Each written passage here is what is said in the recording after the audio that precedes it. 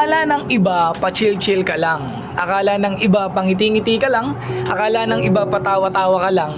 Pero yun ang akala nila. Hindi nila alam na sa kabila ng pagngiti mo, pagiging masaya mo, sa likod nun may mga problema na hindi mo alam kung ano yung gagawin mo. Sa likod nun may mga sitwasyon na hindi mo alam kung sino yung lalapitan mo. Wala naman kasi tayong ibang choice kundi ngumiti na lang talaga at tawanan ng mga problema. Kaya yung akala ng iba na pa-chill-chill ka lang, akala ng iba na wala kang problema, yun ang akala nila. Hindi ba pwedeng magaling lang talagang magdala?